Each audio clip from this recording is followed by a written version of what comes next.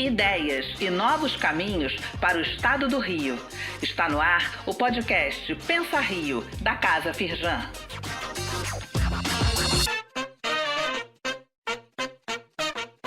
Olá, bem-vindos ao Pensa Rio. Eu sou Nathani Borges, especialista de ambientes de inovação da Firjan e alterno ao lado da Júlia Zardo a apresentação desse podcast, com debates entre academia, sociedade civil, empresas e governo.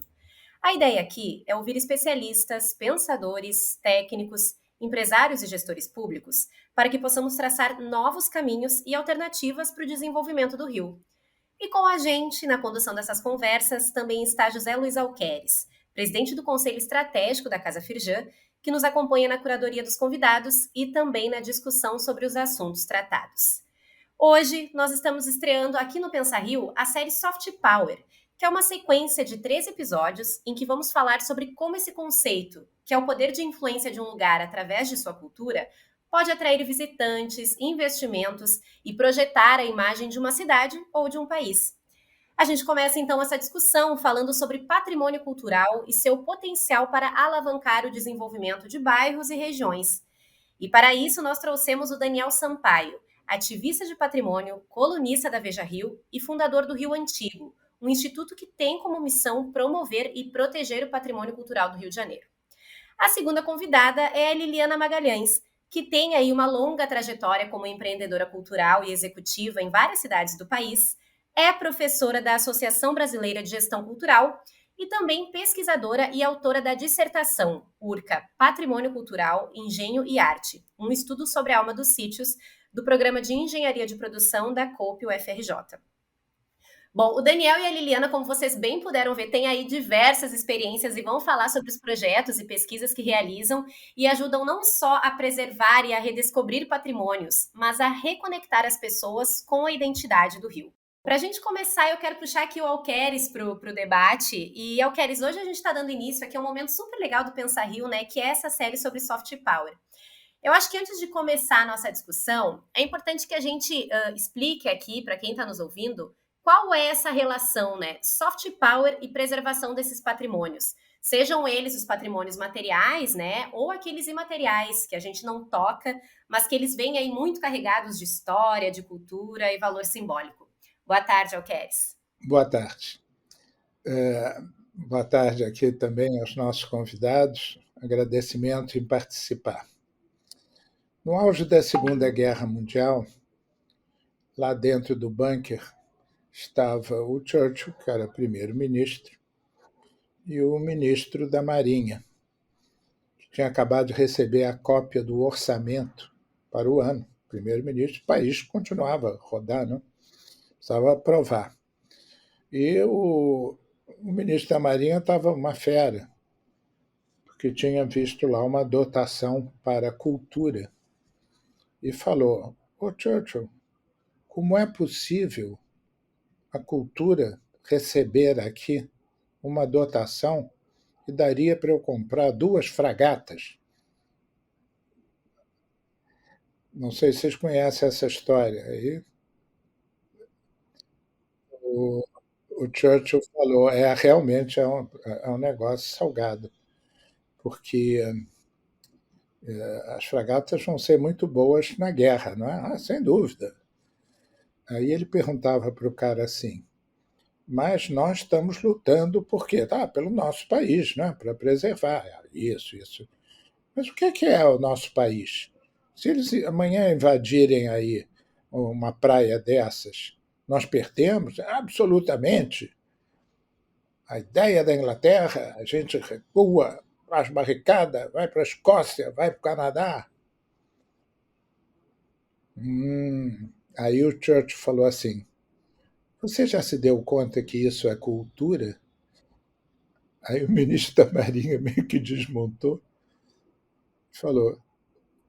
Churchill falou: a gente está lutando pelos nossos princípios, pelos nossos valores intangíveis. É lógico que a gente tem que defender os nossos valores materiais. A gente está botando a vida dos nossos filhos e netos na parada, mas a gente está lutando por uma tradição, por um patrimônio imaterial como se a Nathalie estivesse lá participando do debate, teria dito: não, ministro, é o patrimônio, empregue o termo certo, é o patrimônio intangível. Mas, enfim, é sobre isso que a gente vai falar, sobre como a identidade está ligado a uma mistura de histórias, recordações, músicas, textos, mas também testemunhos materiais. E como essas coisas dialogam o tempo inteiro, que chega num ponto que você não quase que não distingue. E eu vejo hoje nas colunas do Daniel, às vezes,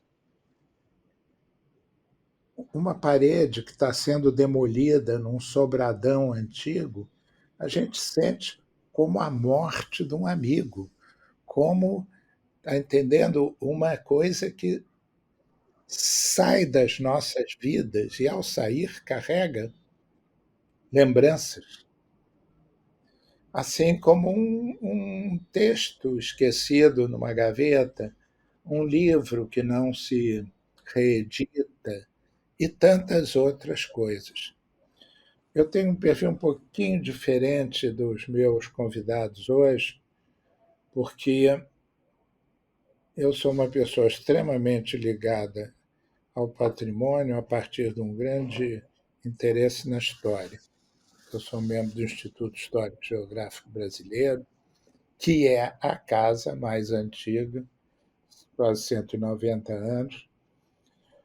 E desde cedo, com meu pai, adquiri muito interesse em visitar, recuperar, restaurar, ler, conhecer um pouco sobre história, mas não aquela história árida, só de ler o texto. É aquela história vivida que você imaginava. Aqui passou um escravo, aqui passou isso. Tal. No Rio de Janeiro, aí vamos para o Rio de Janeiro, nós estamos num momento, talvez, de enorme baixoestima. Tudo isso que vocês têm visto politicamente aí, mesmo as perspectivas não parecem as mais animadoras, a ignorância na área cultural, o descaso. Então, quando a gente vê esses programas ligados ao patrimônio histórico, artístico, paisagístico, cultural, no sentido amplo, a gente vê que esse pode ser o pacto de resgate através desses elementos de uma condição de cidadão participante na vida da sua metrópole. Porque se não houver participação em tudo, a coisa não vai. Então, sem mais delongas, eu dou a palavra a quem de direito. Vamos lá. Poxa, muito obrigado pelo convite, Dalqueres, Natane, e prazer de conhecer, Liliana. Eu venho aqui falar um pouquinho do Rio Antigo, né? O Rio Antigo como é um termo tão usado por nós, título de umas 3 músicas diferentes, né? É um termo muito largamente usado aí por nós para se referir ao que seria, inicialmente, ao que seria o centro histórico do Rio, mas a gente fala Rio Antigo hoje em dia para se referir às tradições, costumes, a cultura, as raízes da nossa cultura, né? E não só o que é o patrimônio construído, material, mas também o que é intangível, como você estava falando, né, Alqueres? É um patrimônio imaterial. E o meu trabalho começou há um pouco mais de 10 anos, eu sou advogado também, e também sempre fui nerd de história, né? Adorava história, sempre adorei, continuo adorando. Quando, ao trabalhar no centro da cidade, eu comecei a sair, na época do início do Instagram, lá em 2012, eu saía para fotografar as fachadas na hora do meu almoço, ou seja, eu almoçava 10 minutinhos e o resto do tempo eu estava fotografando as fachadas. E, em muitos casos, assim, eram fotografias de constatação do descaso, do abandono, da decadência.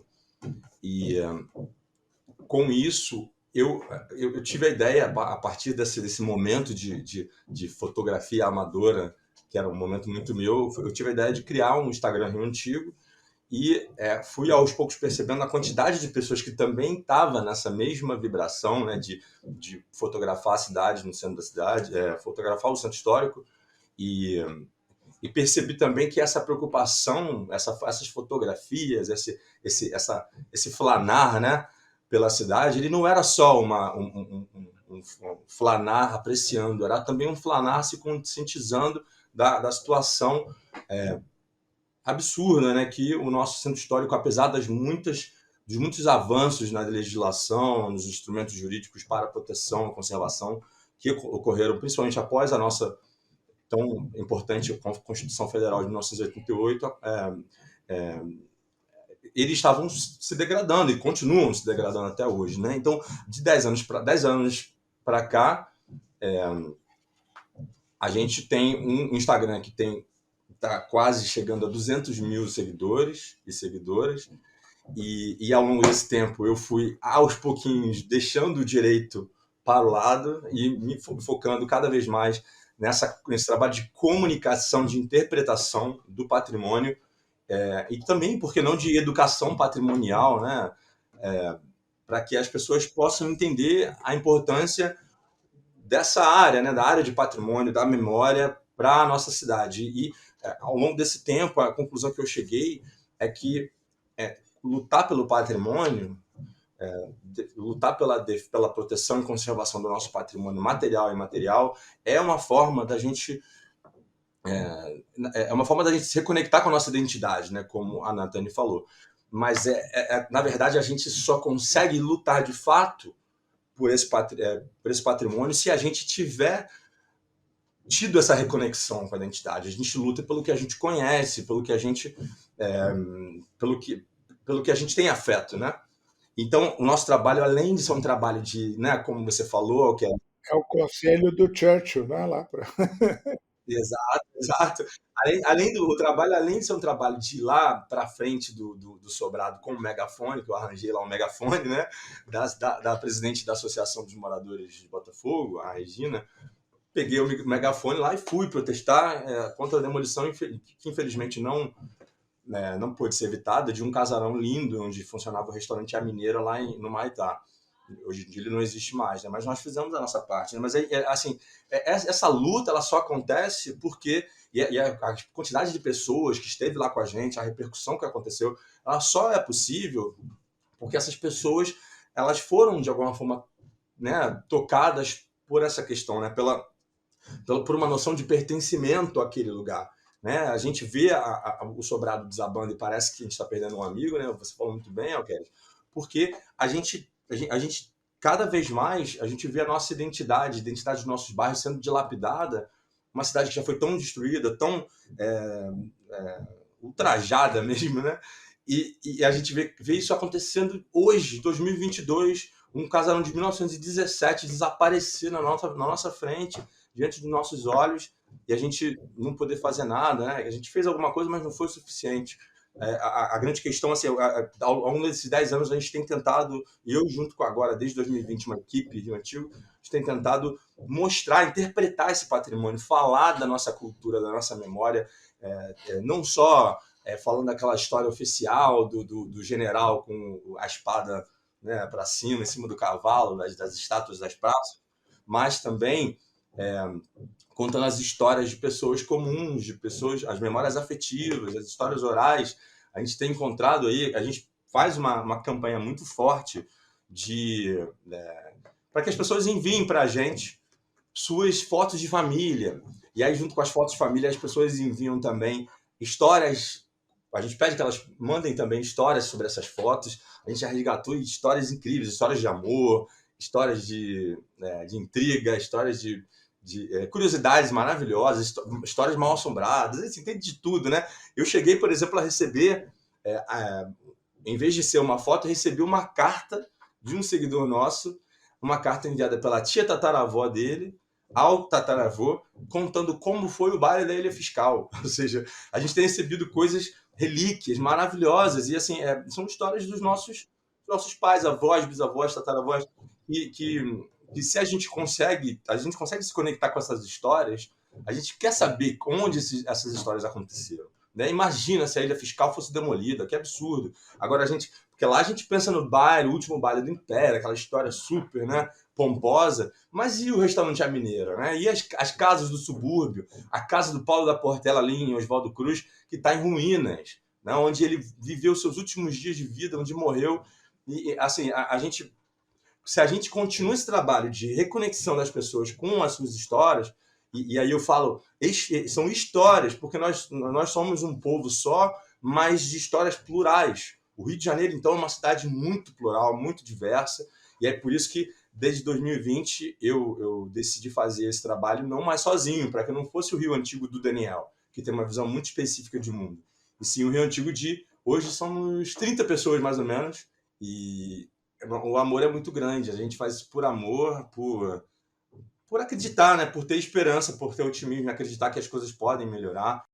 Passar para a Liliana, eu quero, enfim, chamar a atenção, né, desses dois aspectos que são perfeitamente compatíveis, essa valorização da identidade, eu diria até indissociáveis, quanto à valorização de tudo mais na cadeia. Se você não ama a sua casa, você não arruma, você não cuida, e a sua cidade é a sua grande casa.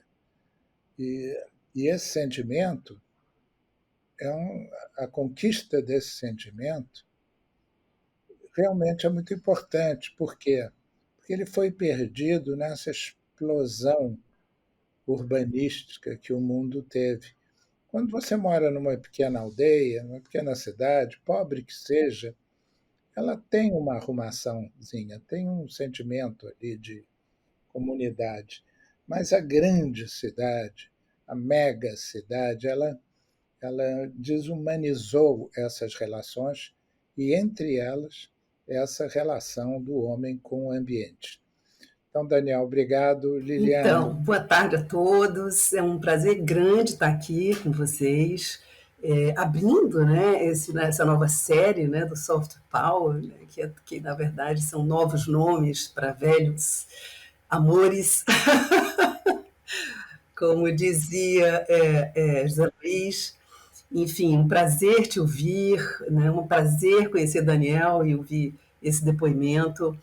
E eu começo partilhando com vocês, assim, puxando até desse humanismo. Eu sou uma pernambucana, né, nascida em Recife, e numa família e numa criação humanista, política, né? Meu pai é médico, pesquisador, professor de universidade, enfim. E num lugar de uma riqueza cultural e de uma diversidade de expressões culturais vivas na vida das pessoas. Então, eu nasci dançando ciranda, sim. Eu nasci indo para a feira de Caruaru, ouvir pífanos e me emocionar e ficar vermelha. Então, eu entro nessa discussão ou nessa conversa de hoje, percebo muito com o papel de alguém que pensa o patrimônio a partir do potencial vivo, transformador e do espírito do tempo do hoje, que precisa ser vivido, ativado e explorado para que a gente tenha patrimônio amanhã, né? E de alguma forma. Então, enfim, me formei arte educadora lá nos anos 80, na Universidade Federal de Pernambuco, com grandes mestres, professores, Ariano Suassuna, enfim, numa formação em que cultura se mistura com vida, né? A linguagem artística, cultural, assim, sempre foi a linguagem da minha percepção de mundo, né? E de relacionamento com os universos. E, consequentemente, toda uma economia viva e real em torno disso, porque é isso, não havia teoria. Né? Claro que economicamente um pouco mais limitado, mas nem sempre menos rico, aliás, muitas vezes muito mais rico, de espírito, pertencimento, solidariedade, rede de cooperação, tudo isso que a gente, né, vê acontecer nas pequenas cidades ou grandes cidades. O Recife também tinha muito isso. Né? Então, nesse processo, eu acabei, enfim, recebendo, né, esse conhecimento de arte e educação, e na época eu não gostava da educação, eu só queria saber da arte.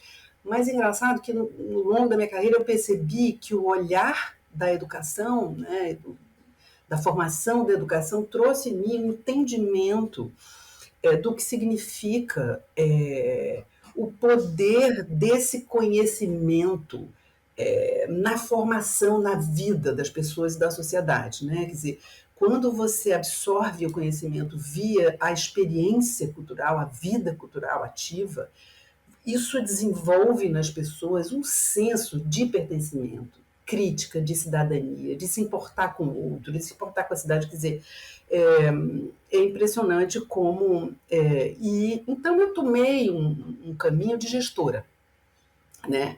De alguém que percebe que é preciso interferir, participar para que essas coisas aconteçam com o seu potencial, né? E que esse valor se torne desfrutado pelas pessoas, pelas crianças, jovens, todos nós, enfim, e que isso nos alimente a vida, né? Que dê sentido à vida e forme também o caráter das pessoas e, consequentemente, suas futuras decisões, né? Tanto de preservação, de amor pela casa, pela rua, pelo bairro, pela iniciativa cultural, por tudo, né? Então, eu entrei nisso, tive a grande sorte de viajar, de mochila nas costas e buscar o mundo e observar um pouco, inclusive na Inglaterra, né, o sentido de cultura e de cidadania na vida ativa, né, de uma cidade como Londres. Enfim, tracei aí e acabei caindo na primeira formação minha com o mestre Gilberto Freire, na Fundação do Instituto de Pesquisas Sociais, né, na Fundação Joaquim Nabuco, intensa, né, um celeiro assim, de aguerridos pensadores vivos e de movimentos, e isso foi minha formação, e da qual sou muito grata, e a minha rede de relacionamento.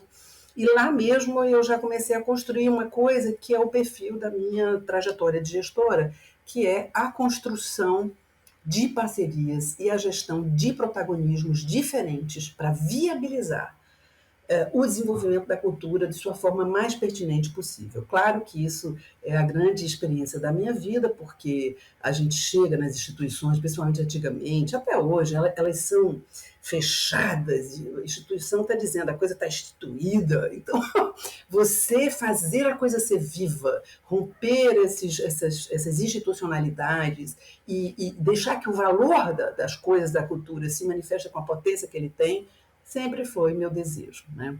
Então eu segui aí nessa confusão, assim, resolvi também, seja por oportunidades, por amizades, mas também por instinto, assim, de entrar nas instituições, assim, e fazer. Aí rompi com isso e virei empreendedora, e morei em Olinda, fui diretora de cultura da cidade, implantei um projeto de revitalização do mais antigo clube da cidade, chamado Clube Atlântico, na beira do mar, ali, quando você entra em Olinda.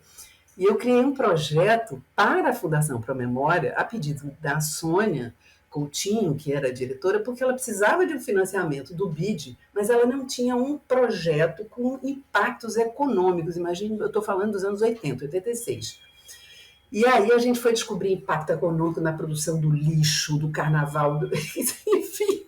Eu já nasci tendo que mergulhar nesses processos todos e acabei... o financiamento saiu e o clube, então, eu arrendei o clube, pagava em BTN por catraca e tudo mais, quer dizer, inventamos um modelo de gestão e eu implantei as Noites Olindenses, que durou 4 anos e foi uma grande experiência. Tipo, eu costumo comparar o circo voador daqui, mas com característica completamente pernambucana e olindense, porque nos anos 80 foram anos muito férteis, né? E ali, eu, menina de 20 e poucos anos, com 2 sócias mulheres, a gente, orquestra de Maestro Duda, 22 músicos ao vivo, maracatu, enfim, a gente misturou tudo e os públicos eram mais diversos e foi uma grande experiência de gestão no laço e na coragem, impacto grande de desenvolvimento de Olinda, de muitas outras atividades, enfim. Mas como tudo tem começo, meio e fim, principalmente na idade da juventude, muito cansaço e tal, nós fechamos ali com implicações de novos políticos que achavam que a gente era dona do lugar, enfim, aquelas coisas que a gente conhece, os processos da vida. E aí eu vou dar um salto quântico, para não me delongar muito, nas minhas histórias, que seguiu também com iniciativas de produção de teatro, grandes shows, sempre ligados a movimentos culturais. Né? Quer dizer, não faz sentido promover iniciativas que não estejam profundamente ligadas com territórios e com movimentos que qualifique, desenvolva e torne o setor da cultura como um setor produtivo. Né? Eu lembro que isso desde muito cedo. Cultura é para intelectuais, cultura é para manipulação política, cultura é para isso. Não, cultura é um setor onde a arte e quem trabalha nela, nesse setor, são profissionais. Né? Então, assim, precisamos disso. E a coisa, como nós sabemos, que vem lá dos reis e reinados, essa coisa de você patrocinar e se adonar e impor as suas mentalidades a processos criativos e artísticos sempre foi também algo que eu lutei muito, né? E aí nessa história toda tem muita coisa e eu acabei sendo fisgada em determinado momento para vir para a Fundação Alberto Marinho e plantar o Canal Cultura, e aí é uma honra o convite do Joaquim Falcão e uma oportunidade interessante. Eu deixo meu escritório funcionando, inclusive lá, e venho para o Rio de Janeiro, e aí acabou, né? O que ia ser 6 meses, um ano, virou um início de uma história de vida, de muito aprendizado, muito exercício de parceria. Né? Joaquim é meu mestre de inovação institucional.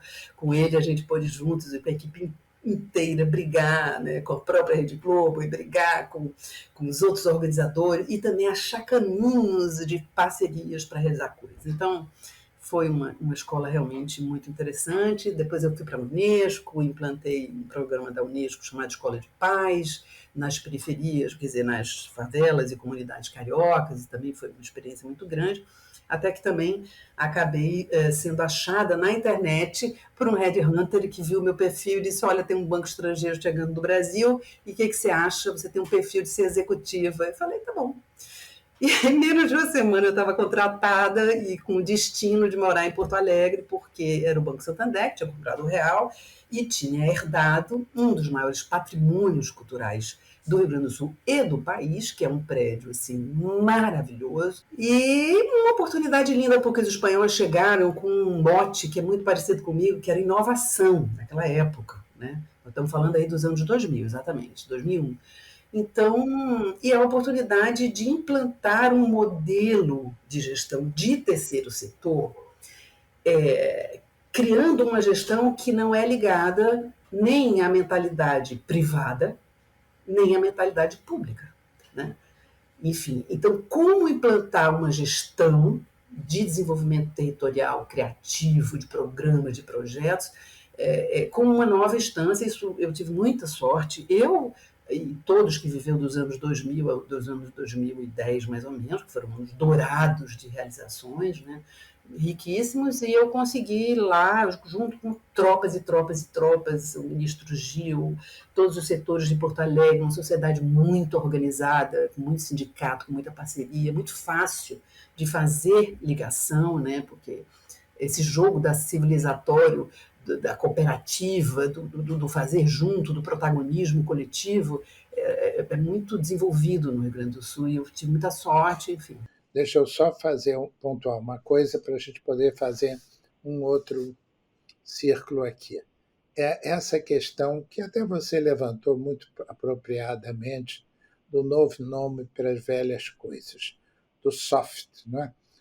Na realidade, a gente chama soft power. No fundo, essa série, quando foi concebida, tinha o título do Rio de Janeiro como Soft Powerhouse. Powerhouse significa usina. Quer dizer, uma usina de produções soft em contraposição ao hard. Soft é o suave, hard é o duro. O que é o duro aqui no Rio?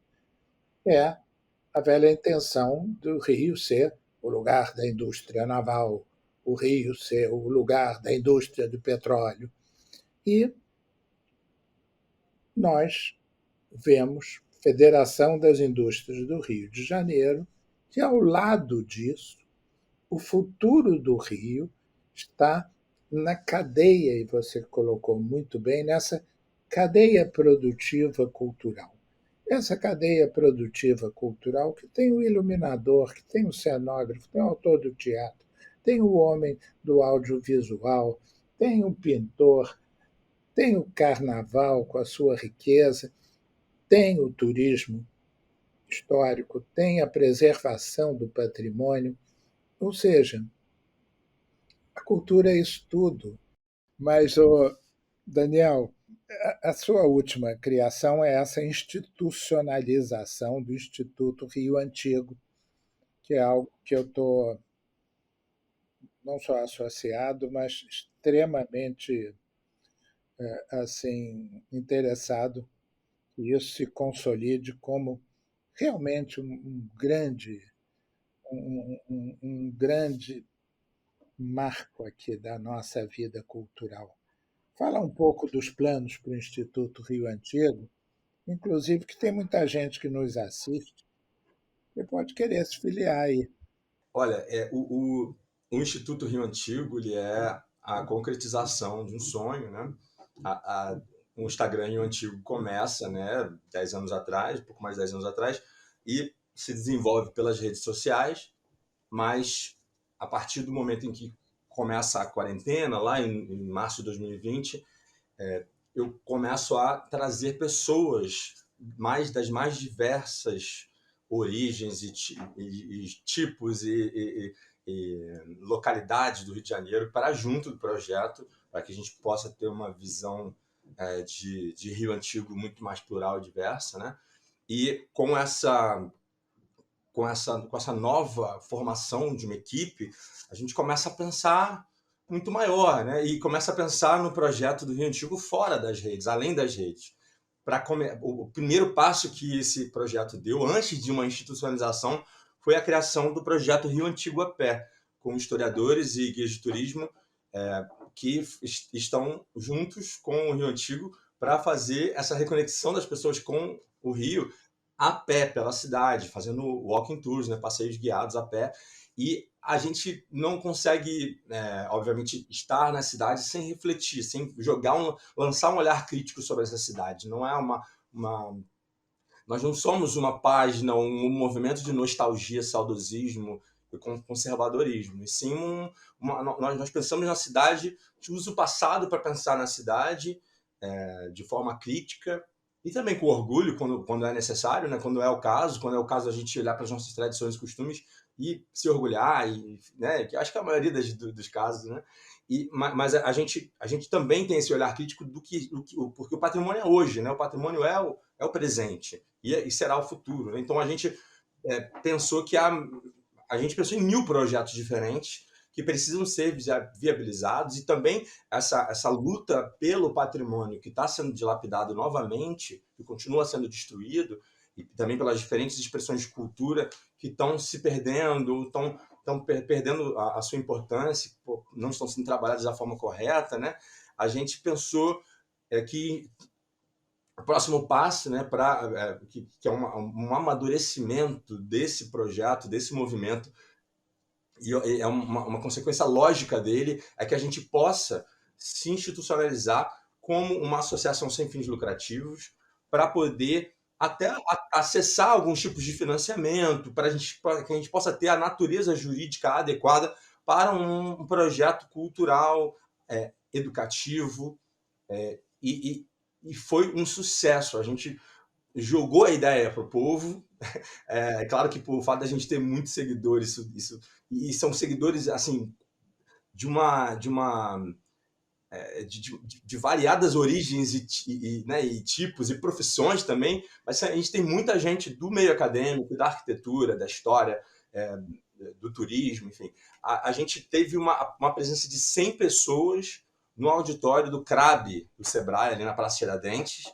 Foi um sucesso, eu não esperava tudo isso. A gente teve algumas menos inscrições, mas na hora apareceu um monte de gente e foi um momento assim, sinceramente mágico da minha vida. Eu costumo dizer desde o dia 13 de agosto, que o dia 13 de agosto é o momento mais importante da minha vida depois que eu nasci. Assim, porque eu nunca passei por nada parecido. Tanta gente junto comigo, com o mesmo pensamento de lutar pelo Rio de Janeiro, pelas nossas tradições, pela nossa cultura, pelo nosso patrimônio.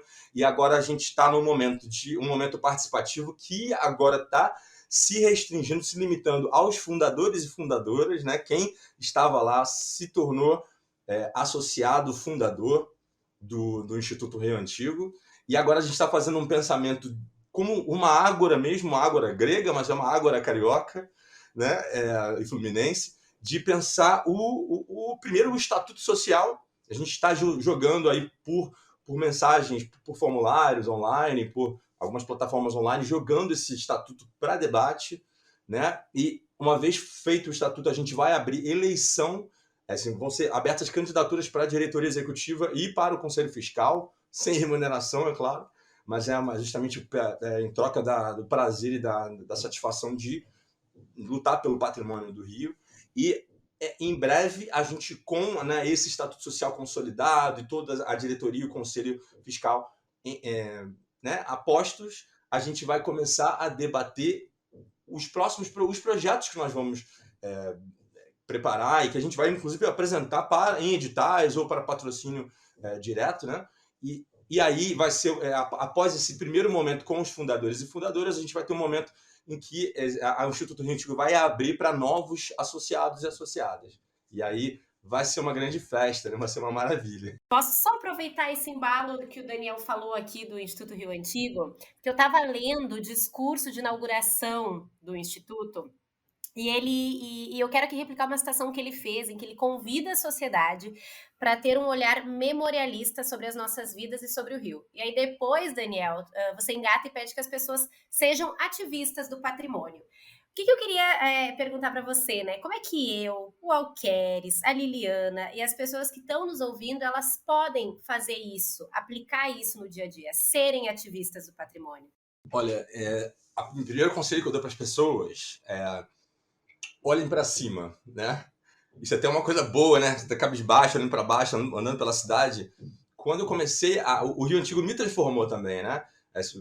Foi eu que criei esse projeto inicialmente, mas ele também vem me transformando a minha identidade, né? E eu me tornei uma pessoa que olha mais para cima, né? Vamos olhar mais para todos os lados, vamos prestar mais atenção para a nossa cidade, né? Para os detalhes das nossas fachadas, pensar além do estado de conservação, né, que é preocupante daqueles lugares, mas pensar quem foi que viveu nesses lugares, né? Quais histórias foram forjadas aqui, quem foram as pessoas que se conheceram, que se apaixonaram, que brigaram, não sei, o que aconteceu nas esquinas da nossa cidade, né, nos lugares por onde a gente anda hoje, né? E esse olhar memorialista é um lugar de cuidado pelas nossas histórias, né? É um lugar de reconstrução e de pensar que as histórias são muitas histórias, são histórias de pessoas comuns, a micro-história, né, que se diz, a história vista de baixo, né? E na verdade essa história revela muita coisa e que talvez seja justamente essa história que vai nos reconectar e nos fazer ter amor maior pela nossa cidade, e não aquela história oficial que eu tinha mencionado antes, né? E aí é só quando a gente tem esse sentido de estar conectado com a nossa cidade, com o nosso estado, com o nosso país, né? Aqui é a capitalidade do Rio de Janeiro, né? Faz com que a gente seja, né, o coração do Brasil, de fato, né? E como são tantos corações, mas aqui a gente tem uma ligação muito intrínseca com a história do nosso país, e aí com essa noção, né, do que a gente passou, a gente consegue olhar para o que a gente está vivendo de uma outra forma, a gente pode pensar no futuro da nossa cidade, do nosso estado, de uma forma muito mais especial e uma ligação muito mais forte, na minha opinião. E aí, o nosso ativismo ele acaba sendo uma consequência muito lógica, muito natural. Quem conhece, quem ama, quem entende, da sua forma que seja, né, vai ter essa preocupação e vai tomar a iniciativa, né? O nosso projeto é uma decorrência lógica das vidas das pessoas que estão nesse projeto. São pessoas que pensam o Rio de Janeiro, que amam o Rio de Janeiro e que não... É muito curioso como todo mundo que está junto desse projeto, seja só apenas seguindo, acompanhando a página ou participando mais ativamente dos projetos que a gente está fazendo, com o nosso ativismo é muito, muito claro, é muito óbvio, é inevitável. Gente, o Daniel e a Liliana, como vocês bem puderam ouvir, têm muito a ensinar. Mas para esse episódio não ficar tão longo e também para a gente não precisar cortar nada na edição, nós resolvemos dividir ele em 2 partes, justamente para não perder nenhum conhecimento compartilhado. Então, hoje a gente encerra por aqui e no próximo episódio teremos a segunda parte dessa conversa, que vai trazer novas possibilidades e olhares para os patrimônios aqui do Rio de Janeiro. E não esquece, se você tem alguma sugestão de tema para o nosso programa, pode enviar para casafirjan@firjan.com.br com o assunto Pensa Rio, ou ainda acessar o Instagram @casafirjan, onde você pode conferir toda a agenda de conteúdos da casa. Até mais!